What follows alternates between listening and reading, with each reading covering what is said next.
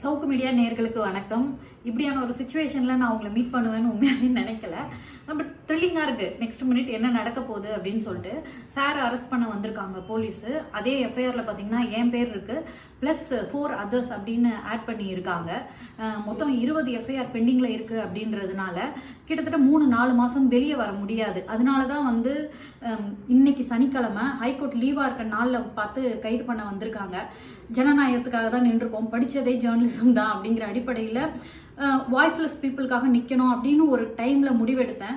அதுக்கான பின் விளைவுகள் தான் இது. அதை எதிர்கொள்ள தயாராக தான் நான் இருக்கேன். இது ஆக்சுவலி போலீஸ் வந்திருக்காங்க, ஆனாலும் லாயர்ஸ் வர வரைக்கும் போய் பேச வேணாம் அப்படின்னு சொல்லியிருக்காங்க. ஸோ லாயர்ஸோட கன்சல்ட் பண்ணிவிட்டு அதுக்கப்புறமா அடுத்தடுத்த ப்ராசஸ் நடக்கும் அப்படின்னு நான் நம்புகிறேன். இப்போ வரைக்கும் உங்களோட பேச முடியுது, இதுதான் நிலமை. ஸோ சுச்சுவேஷன் என்னன்னு உங்ககிட்ட எக்ஸ்பிளைன் பண்ணிடலான்னு நான் நினச்சிருக்கேன். எப்பவுமே கூட நின்றுருக்கீங்க, உங்களை ஒரு குடும்பமாக நான் பார்க்குறேன் அப்படின்றதுனால இன்ஃபார்ம் பண்ணிவிடுவோம் அப்படின்னு நினச்சேன்.